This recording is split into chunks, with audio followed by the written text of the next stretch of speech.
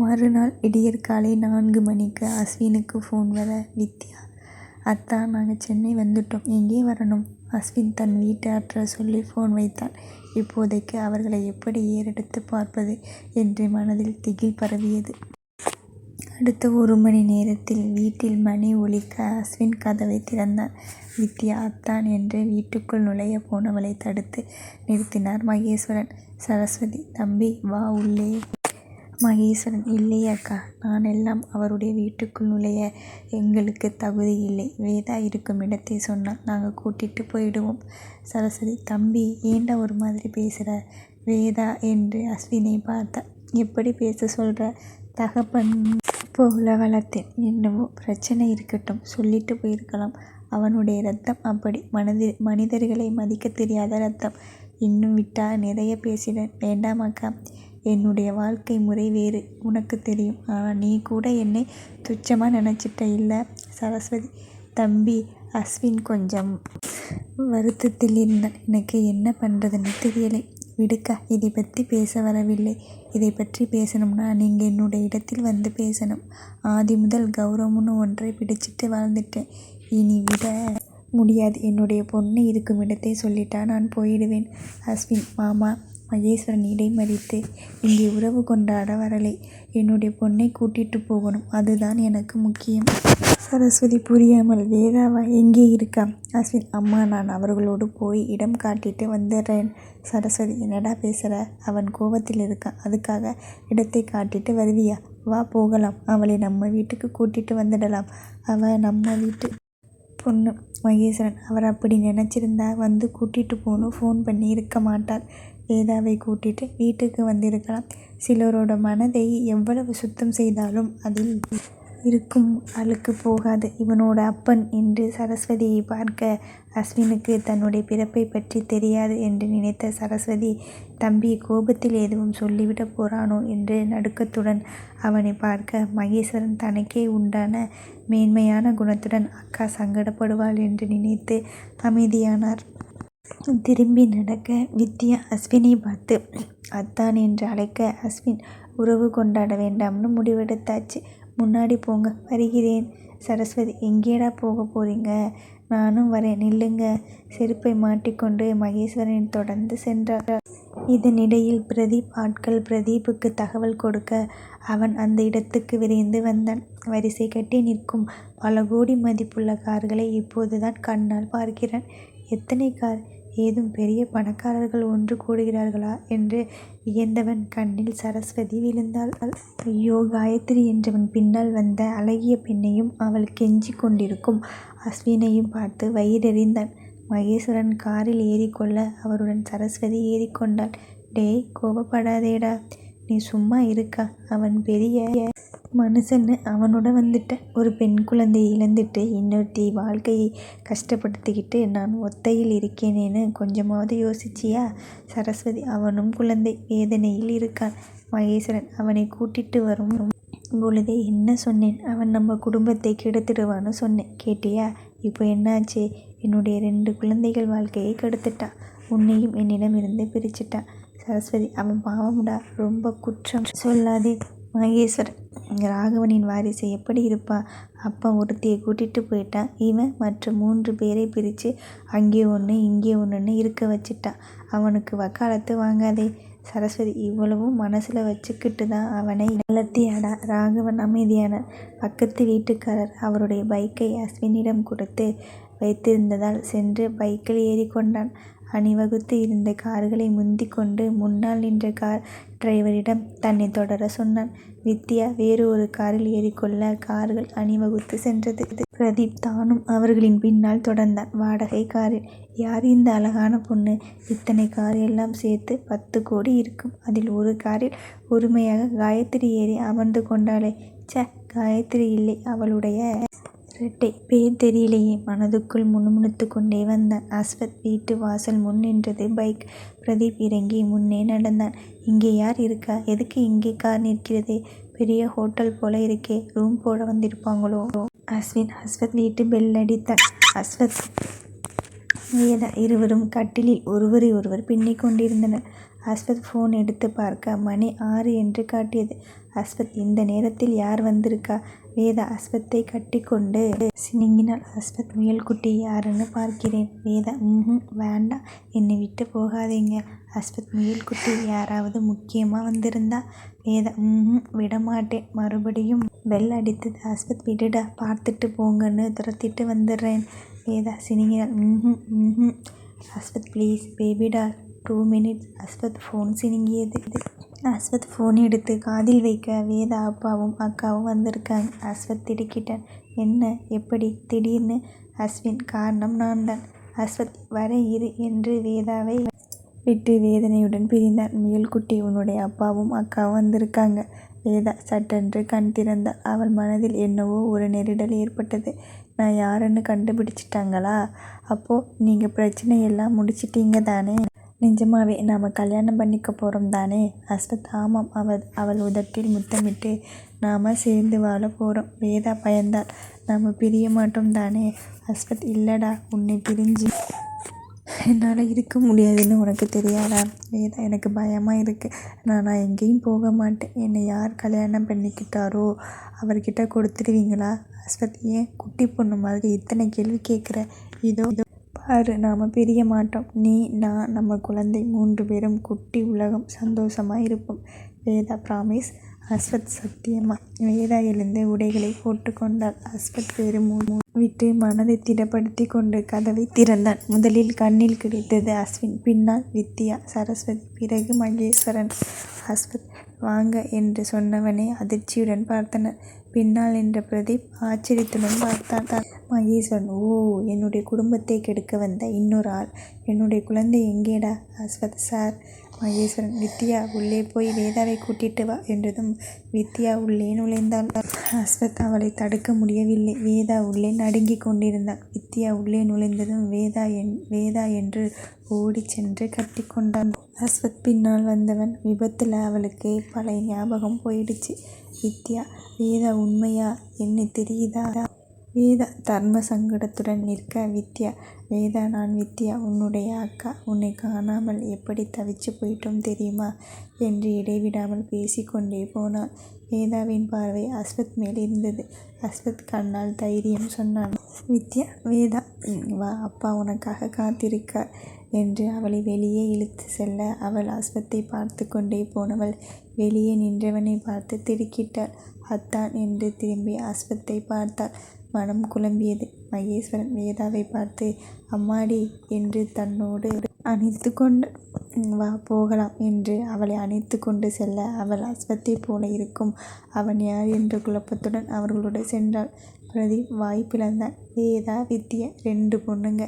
பிரதீப், அஸ்வத், வேதா உன்னோட மாமன் பொண்ணு. அவளையே பொண்டாட்டியா நடிக்க சொன்னியா என்று சத்தமாக கத்த, மகேஸ்வரன் திரும்பி அஸ்வத், அஸ்வின் இருவரையும் கேவலமாக ஒரு பார்வை பார்த்துவிட்டு, வித்யா, போய் அத்தையை கூட்டிட்டு வா. வித்யா சரஸ்வதி அருகே வந்தாள். சரஸ்வதி அஸ்வத்தை பார்த்த அதிர்ச்சியிலிருந்து மீளாதவள். தன்னுடைய மகனுக்கு உண்மை தெரிந்துவிட்டதே என்ற வேதனையில் உடைந்து போனாள். வித்யா, அத்தை வாங்க போகலாம் என்றதும் சரஸ்வதி நிமிர்ந்து அஸ்வினை பார்த்தாள். அம்மா. சரஸ்வதி, உனக்கு எல்லாம் தெரியும் இல்லை? அப்போ உனக்கு உன்னை பெற்றவள் போதும், நான் வேண்டாம் இல்லை? அஸ்வின், அம்மா, இல்லையம்மா. சரஸ்வதி வித்யாவிடம் தீர்க்கமாக போகலாம் என்று அவளுடன் நடந்தாள். அஸ்வத், அஸ்வின் செய்வதறியாது நின்றனர். பிரதீப் மனதில் பலவிதமான யோசனைகள் உருவானது. ஒரு பக்கம் வேதா, ஒரு பக்கம் வித்யா. சூப்பர் இல்லை என்று அவர்கள் வாகனங்களில் ரிஜிஸ்டர் நம்பர் குறித்து கொண்டார். அஸ்வத் இறுகிய இதயத்துடன் தூர செல்லும் கார்களை பார்த்தான். பிரதீப் அஸ்வத் அருகே வந்து, நீ இங்கே என்னடா பண்ணுற? ஹாஸ்பிட்டலில் இருக்கிறதா கேள்விப்பட்டேன். அஸ்வத்தின் கை பிரதீப் முகத்தில் இறங்கியது. பிரதீப், டே, என்னடா பேசிட்டு இருக்கும் பொழுதே அடிச்சிட்ட? அஸ்வத் அஸ்வின் கையை பிடித்து கொண்டு வீட்டுக்கு நுழைய பார்த்தான். பிரதீப், 2 பேரும் கூட்டு களவாணிகளா? எங்கள் அப்பாவை ஏமாத்திட்டு இருக்கீங்களா என்றதும் இருவரும் நின்றனர். அஸ்வத், உனக்கு என்ன வேணும்? பிரதீப், வேதா இல்லை, வித்யா இல்லை. வேதா, என்னடா தேர்ந்தெடுக்கவே சிரமமாக இருக்கு. அஸ்வத் அஸ்வின் கையை விட்டுவிட்டு பிரதீப்பை நெருங்கி இன்னொரு குத்து விட்டான். பிரதீப் மூக்கு உடைந்து ரத்தம் வந்தது. அந்த 2 பெண்கள் பெயரை கூட சொல்ல உனக்கு தகுதி இல்லை, ஜாக்கிரதை. பிரதீப், நம்ம மாமா பொண்ணுங்க பேரை நான் சொல்லக்கூடாதா? முறைப்படி பார்த்தால் காயத்ரி எனக்கும் அம்மா தானே. அஸ்வத் மேலும் பொறுமை இழந்து வெறி கொண்டு அவன் காலால் பிரதீப் வயிற்றில் எட்டி உதைத்தான். பிரதீப் தடுமாறி கீழே விழுந்தான். அவனுடைய கைத்தடிகள் அவனை தூக்கிவிட நெருங்க பிரதீப் வேண்டாம் என்று சைகை செய்துவிட்டு தடுமாறி எழுந்தான். தம்பிகளா, அண்ணனோட கண்ணிலிருந்து தப்பிக்க முடியாதுடா. மாமா பெரிய இடம் போல இருக்கு. அவசரப்பட்டு மாலினி அவ உனக்கு கிடைக்கக்கூடாது என்று ஒரு வேகத்தில் கல்யாணம் பண்ணிக்கிட்டேன். ஆனால் நீ அவள் போன சந்தோஷத்தில் மாமா பொண்ணுங்களை பிடிச்சிட்டியே. நான் கூட வேதாவை ரோட்டிலிருந்து பொறுக்கிட்டு வந்தேன்னு நினச்சேன். ஆனால் இது என்னடா, நினச்சி கூட பார்க்க முடியாத ட்விஸ்டாக இருக்கு. சரி வா, உள்ளே போய் பேசலாம் என்று அஸ்வத் வீட்டில் நுழைய முயற்சிக்க அஸ்வத் அவனை வெளியே இழுத்து தள்ளினான். அஸ்வத் கண்ட நாயெல்லாம் நுழைய இது என்ன சத்திரமா? அஸ்வினை இழுத்து கொண்டு உள்ளே சென்று கதவை அறைந்து சாத்தினான். ஃபோனை எடுத்து செக்யூரிட்டியிடம் பிரதீப்பை வெளியே தள்ள சொல்லிவிட்டு சோஃபாவில் அமர்ந்தான். அஸ்வின், என்னடா நீ அவனை அந்த அடி அடிச்சிட்ட என்று கேட்ட அடுத்த நொடி அஸ்வின் கண்ணம் பழுத்தது. அஸ்வத், யாரை கேட்டு வேதா விஷயத்தை அவங்க கிட்ட சொன்ன? அஸ்வின், வித்யா என்னை எவ்வளவு பாடுபடுத்தினா தெரியுமா? அதுக்கு தான் வெறியில் கூப்பிட்டு சொல்லிட்டேன். அஸ்வத், டேய் பைத்தியமாடா. வித்யா பேசினா, வித்யா சண்டை போட்டா, வித்யா கேவலப்படுத்தினாள். இதையே சொல்லிட்டு நினச்சிட்டு அங்கிருந்து சொல்லாமல் கொள்ளாமல் வந்திருக்கு. பைத்தியக்காரா, மாமாவை சங்கடப்படுத்திட்டியே. அவர் உன்னை எங்கே தூக்கி வச்சிருந்தார். இப்படி அவரோட மனசை நோகடிச்சிட்டியே. உறவுகளோட மதிப்பு உனக்கு தெரியல இல்லை? காயத்ரி அம்மாவோட கடைசி ஆசை என்ன? எல்லோரும் சேர்ந்து எனக்கு உறவை கொடுக்கணும்னு. ஆனால் இப்போ எல்லோரும் குளறுபடி பண்ணி அவர்களை நெருங்க முடியாமல் பண்ணிட்டியே. அஸ்வின், உனக்கு தெரியாது அவள் எப்படி பேசினா தெரியுமா? அஸ்வத், நான் கேட்காத பேச்சா நீ கேட்டுட்ட? இப்போ ஒருத்தன் வெளியே பேசினானே, கேட்டே இல்லை? அஸ்வின், ஆமாம், ஏதோ மாலினின்னு சொன்னான். யாரடா அது? அஸ்வத், என்னுடைய பிறப்பை எனக்கு விளக்கமாக சொன்னவள். அஸ்வின், புரியலை. அஸ்வத், உனக்கு புரியாது, முறையாக பிறந்தவன் இல்லைன்னு சொன்னான். இந்த மாதிரி வார்த்தையெல்லாம் நீ கேள்விப்பட்டு கூட இருக்க மாட்டேன். முதல்ல கிளம்பு. அஸ்வின், எங்கே? அஸ்வத், எங்கேனா அனுப்பின இல்லை, அவளை திரும்ப கூட்டிகிட்டு வர வேண்டாம். அஸ்வின், மாமா அவ்வளோ சுலபமாக சமாதானம் ஆகிடுவார்னு நினைக்கிறியா? அஸ்வத், அவ்வளோ புத்திசாலியை நீ அங்கே தகவல் சொல்லும் முன் என்னிடம் கேட்டு இருக்கணும் இல்லை? கிளம்புற வழியை பாரு என்று ஃபோன் எடுத்து பிரசன்னாவிற்கு ஃபோன் செய்து, டேய் வேதாவோட மெடிக்கல் ரிப்போர்ட் எடுத்துட்டு வா என்றவன் வெளியே நிற்கும் பிரதீப்பை யோசித்து, இல்லை நீ வர வேண்டாம், யார்கிட்டேயாவது கொடுத்தனுப்பு, வெளியே வராதே. பிரதீப் இங்கு வரை வந்துட்டான். பிரசன்னா, பிரதீப்பா? வேதா பத்திரம்டா. அஸ்வத், அவள் போயிட்டா. பிரசன்னா, அஸ்வின் ஃபோன் செய்தது நினைவுக்கு வர, அதுக்குள்ளவா? அஸ்வின் பண்ணின வேலைக்கு. அஸ்வத், விடுடா, அவனுக்கு பிஸ்னஸ் அறிவு இருக்கும் அளவுக்கு உறவுகள் பற்றிய அறிவு இல்லை என்று அஸ்வின் தலையை தட்டினான். ஃபோனை வைத்தான். அஸ்வின் தலையை தடவி கொண்டு உள்ளே சென்றான். அஸ்வத் வேதா அறைக்குள் நுழைய முயற்சித்தவனை வேகமாக தடுத்தான். அஸ்வின், கிளம்ப சொன்னேன். அஸ்வத், அந்த ரூமுக்கு போ என்று தன்னுடைய ரூமை காட்டினான். அஸ்வின் தோள்களை குலுக்கிக் கொண்டு அவன் காட்டிய திசையில் இருக்கும் அறைக்குள் நுழைந்தான். வேதா அறைக்குள் நுழைந்த அஸ்வத் அவளின் உடைகள் தரையில் சிதறி கிடப்பதை பார்த்தான். நேற்று இரவு நிகழ்ந்தது நினைவுக்கு வந்தது. வேதா, ஏண்டி, உனக்கும் எனக்கும் இப்படி ஒரு விதி? நீயா வந்து என்னுடைய காரில் விழுந்த? நீயா என்னை அப்பாவா ஆக்கிட்டு நீயே கிளம்பிட்டு என்று அவள் உடைகளை அள்ளி அவள் வாசத்தை முகர்ந்து அழுதான். காலையில் தான் சொன்னேன் உன்னை விட்டு விலக மாட்டேன்னு. ஆனால் உங்கள் அப்பா உன்னை கூட்டிகிட்டு போகும் பொழுது கை கட்டி நின்று கொண்டிருக்க வேண்டியதாக போச்சு. வாக்கு கொடுத்த முதல் நாளே தவறிட்டேன். சாரி, இப்போ வரேன் உன்னோடவே. வேதா குழப்பத்தில் இருந்தவளை மகேஸ்வரன் தன்னுடைய தோளில் சாய்த்து கொண்டு தலையை வருடி கொடுத்தார். வேதாவின் கண்ணீர் துளி மகேஸ்வரன் சட்டையை நனைக்க அவர், வேதா குட்டி, எல்லாம் சரியாயிடும். உன்னையும் உங்கள் அக்காவையும் ஒருத்தருக்கு ஒருத்தர் விட்டு கொடுத்து வாழ சொல்லி கொடுத்தேன். ஆனால் வாழ்க்கையே விட்டு கொடுக்க சொல்லலை. அவள் ஒரு பைத்தியக்காரத்தனமான முடிவெடுத்துட்டா. எனக்கு விவரம் தெரியலை. இடையில் அந்த ராகவனுடைய மகன்கள் விளையாடிட்டாங்க. வேதா அப்பா என்று சொல்லி பார்த்தார். மகேஸ்வரன், எல்லாம் கெட்ட கனவா, மறந்துடு. அவன் உன்னை தன்னுடைய மனைவின்னு பொய் சொல்லி ஏமாற்றி இருக்கா. நமக்கும் அந்த ஆட்களுக்கும் சம்பந்தம் இல்லை. என்னுடைய பெண்களை எப்படி பார்த்துக்கணும்னு எனக்கு தெரியும்.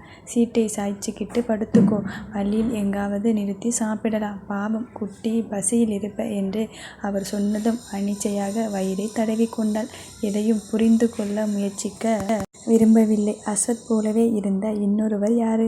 காயத்ரி போல இருந்த பெண்மணி யார்? பக்கத்தில் இருக்கும் இவர் யார்? தன்னை கட்டிக்கொண்டு அழுத பெண் யார்? எதுவும் தெரிந்து கொள்ள வேண்டாம். சீட்டில் சாய்ந்து கொண்டாள். கண் மூடியதும் அஸ்வத் முகம் வந்தது. தான் அவனை சில நாட்களாக பெரும் பாடுபடுத்தியது நினைவுக்கு வந்தது. எத்தனை கஷ்டம் கொடுத்தாலும் தன்னையே சுற்றி சுற்றி வந்தது. தனக்கு வேண்டியதை பார்த்து பார்த்து செய்தது. வேஷம் போட்டுக்கொண்டு சுற்றியது எல்லாமே கண்முன் வந்தது. கண்களை திறந்து கொண்டாள். மேற்கொண்டு அவனை நினைத்தால் கண்ணீரை கட்டுப்படுத்த முடியாது. அந்த இளம் காலை பொழுதில் பசுமை நிறைந்த காட்சிகள் நகர்ந்து கொண்டே இருந்தது. கார் சீரான வேகத்தில் போக அவள் மனம் மட்டும் அலைந்து கொண்டிருந்தது. ஒருவேளை அஸ்வத்தை போல இருந்தவன் தான் தன்னுடைய கணவனா? அப்படி இருந்தால் இருவரும் இரட்டையர்களா? இவர் சொன்னது போல ராகவன் மகன்கள் என்றால் ஒரு சகோதரனை திருமணம் செய்து கொண்டு இன்னொரு சகோதரனின் குழந்தையை ஐயோ நினைக்க முடியவில்லை. எப்படி இருந்தாலும் அவனுடைய நினைவு அவளை படுத்தியது. மகேஸ்வரன், வேதாம்மா என்ன ஆச்சு என்று அவளை நெற்றியில் தொட்டு பார்க்க உடல் வியர்த்து இருந்தது. வேதா, ஒன்றும் இல்லை. மகேஸ்வரன் உடம்புக்கு முடியலைன்னா எதுனாலும் அப்பா கிட்ட சொல்லணும், சரியா? ஜன்னல் இறக்கி விட்டுக்கோ. வேதா தலையாட்டினாள். மகேஸ்வரன் நல்ல ஹோட்டல் பார்த்து நிறுத்த சொல்லி, வேதாம்மா வா சாப்பிடலாம். வேதா எதுவும் பேசாமல் நடந்தாள். அவள் எதுவும் பேசாமல் போவதைக் கண்டு வருந்தினார். வித்யா மகேஸ்வரனுடைய முக மாற்றத்தை கண்டு, அப்பா அவளுக்கு நம்ம ஞாபகம் இல்லை, ஆக்சிடென்ட்டில் இப்படி ஆச்சு, அதனால் அவளை ரொம்ப ஸ்ட்ரெஸ் கொடுக்க வேண்டாம், பொறுமையாக கொஞ்சம் கொஞ்சமாக அவள் நம்மை தெரிஞ்சுக்குவா. மகேஸ்வரன் கண்ணில் கண்ணீர் வழிந்தது. பாவம், திடீர்னு கூட்டிட்டு வந்துட்டோம், கொஞ்சம் பொறுமையாக விலக்கி கூட்டிட்டு வந்திருக்கலாம். ஆனால் அவனுகளை பார்த்ததும் கொஞ்சம் புத்தி தடுமாறிட்டேன். ஆனால் என்னுடைய பொண்ணை மனைவின்னு பொய் சொல்லி ஏமாற்றி இருக்கான், கொல்லாமல் விட்டுட்டு வந்துட்டேனே. வித்யா, அப்பா என்ன உங்கள் வாயில் இந்த மாதிரி வார்த்தைகள் எல்லாம் வரலாமா? மகேஸ்வரன், அஸ்வின் அஸ்வத் 2 பேரும் என்னுடைய பொறுமையை ரொம்ப சோதிச்சிட்டாங்க. வித்யா, விடுங்க, வாங்க போகலாம். அவள் தடுமாறுவா. மகேஸ்வரன், அத்தை எங்கே? வித்யா, அவங்களுக்கு ஒன்றும் வேண்டாம்னு காரில் உட்கார்ந்துருக்காங்க. மகேஸ்வரன் சரஸ்வதி உட்கார்ந்திருந்த காருக்கு சென்று, சச்சு வா, சாப்பிட்டு யோசிக்கலாம், மற்றதுக்கு நிறைய நேரம் இருக்கு. வேதா வேற பிரம்ம பிடிச்ச மாதிரி இருக்கு, அவளுக்கு நாம தானே தோள் கொடுக்கணும். சரஸ்வதி, வேண்டாம்டா, மனசே சரியில்லை. கிட்டத்தட்ட 30 வருஷம் அவனுக்கு எல்லாமே பார்த்து பார்த்து செய்தேன். இப்போ கூட உன்னை விட்டு அவனை மட்டும் நம்பி வந்துட்டேன். ஆனால் அவன் எல்லாம் தெரிஞ்சும் ஒன்றும் சொல்லாமல் இருந்துட்டான். என்ன இருந்தாலும் பெற்றவள் தானே முக்கியம். ஆனால் என்னை மாதிரி அவனை பார்த்துப்பாளா? என்னவோ உடம்பில் ஒரு பாகம் உடலை விட்டு போயிட்ட மாதிரி இருக்குடா. காயத்ரி இறந்த விவரம் தெரியாமல் பேசிக்கொண்டனர். மகேஸ்வரன், வித்யா நீ வேதா கூட போ என்று அவளை அனுப்பிவிட்டு, அக்கா சும்மா அவனையே நினச்சிட்டு நொந்து போயிட்டு இருக்காத, முதல்ல சாப்பிடு, வீட்டுக்கு போயிட்டு பேசிக்கலாம் என்று அவள் கையை பிடித்து இழுத்து அவள் கையை தன்னுடைய கையில் கோர்த்து கொண்டு மெல்ல நடந்தார். வேதா எங்கோ வெறித்து பார்த்து கொண்டிருந்தாள். வேதா வா, உள்ளே போய் உட்காரலாம் என்றதும் அவளுக்கு குமட்டி கொண்டு வந்தது. வித்யா, என்னாச்சு வேதா? வேதா ஒரு ஓரமாக மரத்தடியில் நின்று குமட்ட, பக்கத்தில் ஹார்ட்ஸ் வந்து நின்று ஒருவர் கையில் தண்ணீரை கொடுத்து வர வித்யா என்ன என்ன என்று கேட்டுக்கொண்டு நின்றாள். வேதாவிற்கு அஸ்வத் நினைவு வந்தது. இந்த நேரம் அவன் பக்கத்தில் இருந்திருந்தால் தலையை முதுகை தேய்த்துவிட்டு தன்னை அணைத்து கொஞ்சம் கூட முகம் சுளிக்காமல் முகம் கழுவிவிட்டு தனக்கு ஏதும் வேண்டுமா என்று பார்த்து பார்த்து செய்வான். வேதா கண்ணில் நீர் கோர்த்தது. ஒருவன் நீட்டிய தண்ணீரை வாங்கி முகம் கழுவினாள். எனக்கு எதுவும் வேண்டாம், நான் காரில் இருக்கேன், நீங்கள் சாப்பிட்டு வாங்க என்று காரை நோக்கி நடந்தாள். வித்யா, வேதா நீ சாப்பிடலைன்னா யாருமே சாப்பிட மாட்டாங்க, அப்பா வருத்தப்படுவார் என்று அவளை கைப்பிடித்து இழுத்து சென்றாள். வேதா, நான் என்ன அவ்வளவு முக்கியமானவளா? வித்யா, ஆமாம்டி, எங்களுக்கு நீ ரொம்ப முக்கியம் என்று கட்டிக்கொண்டாள். ஏன் திடீர்னு வாந்தி? டிராவல் ஒத்துக்கலையா? வேதா, உங்களை விட்டு ஏன் பிரிஞ்சேன்? வித்யா, வேது அதெல்லாம் இப்போது எதுக்கு? ரொம்ப மனசுக்கு ப்ரெஷர் போடாதே, எல்லாமே நாம் மனசு விட்டு பேசலாம். இப்போது சாப்பிடவா? வேதா நிமிர்ந்து வேண்டாம் என்று சொல்ல முயற்சிக்க அவள் கண்ணில் அவன் விழுந்தான். அங்கிருந்து சாப்பிட சொல்லி கெஞ்சி கொண்டிருந்தான். அவனை பார்த்து கொண்டே வித்யாவின் இழுப்புக்கு கட்டுப்பட்டு உள்ளே சென்றாள்.